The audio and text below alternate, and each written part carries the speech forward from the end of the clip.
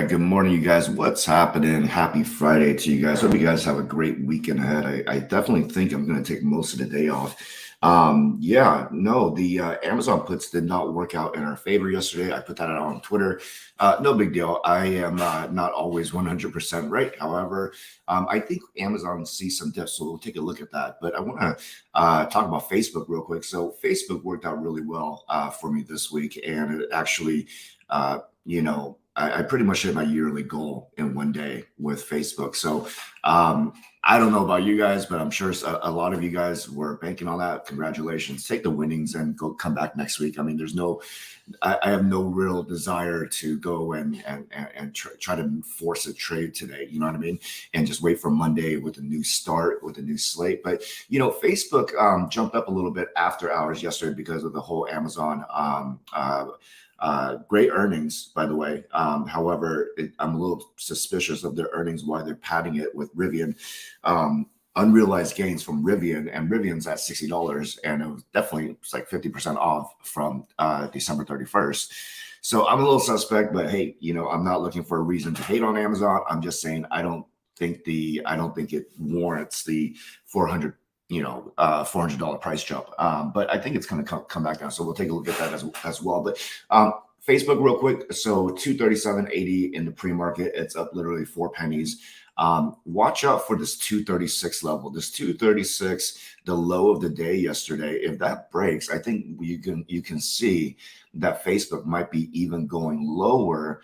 It's definitely filled the gap from I believe it was back in right around here somewhere. I forget. Oh, this is the daily chart. I need to look at the daily chart. My bad. I forget. Back in around this area, as I talked about earlier a few days ago or yesterday. Okay, so it fills this gap down to 235. So we see that. Below that would be about approximately, there's a support at 227. So there could be an opportunity with Facebook today. If the market kind of steers downwards here, I think there's obviously an opportunity. As you know, QQQ has given up some of its gains from yesterday afternoon because of Amazon.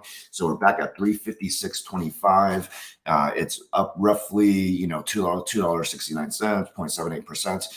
Not bad, but it couldn't, even with the big jump yesterday afternoon, it couldn't beat the day's high, which was concerning, right? So I'm seeing that QQQ will most likely hang out around these levels today.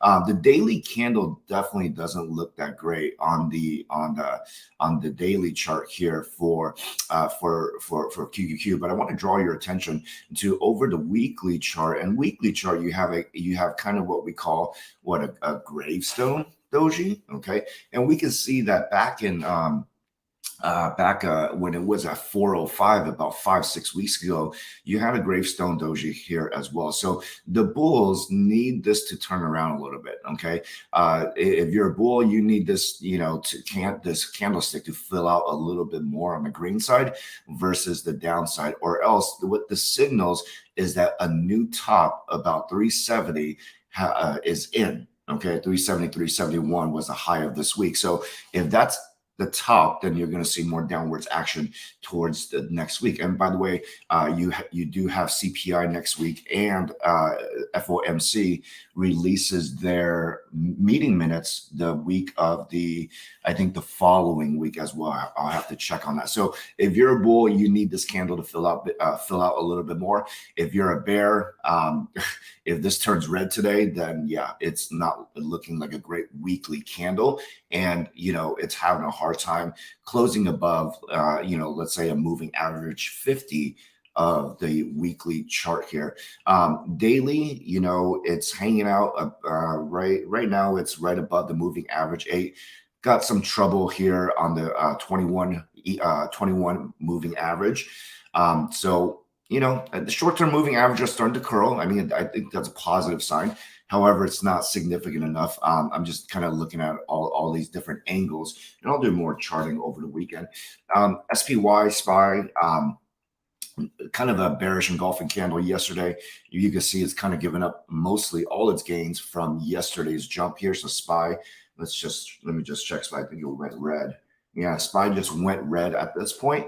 And if I take a look at the weekly candle here, you have what we call a shooting star, kind of so the signals another top of 458 on SPY. So if you're a bull, you need this candle to fill out a little bit more on a weekly. If you're a bear, if it dips today down to, let's say, wow, everything's taking a dip down to 443 area, then you have a pretty nasty weekly candle on SPY. So check that. All right.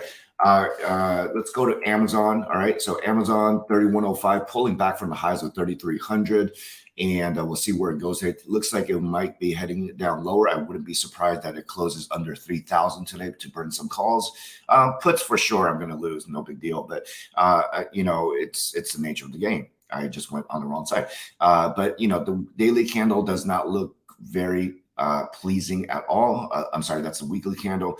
And of course, the daily candle doesn't either. You do have a gap. All right, that's pretty much being created at this point. If we open around 3,100, it's there's some gaps here. It's gonna leave a pretty big gap here, pretty big gap down here as well. So it's gonna get a little nasty today, which direction the market wants to go. So we'll see what happens. And I probably won't do any trading today, probably towards the end of the day, perhaps, or maybe the first few minutes. Anyway, with that being said, I hope you guys have a great weekend. God bless you guys. And there are spots open at therockTradingCo.com. Check us out. And if you have any questions, feel free to message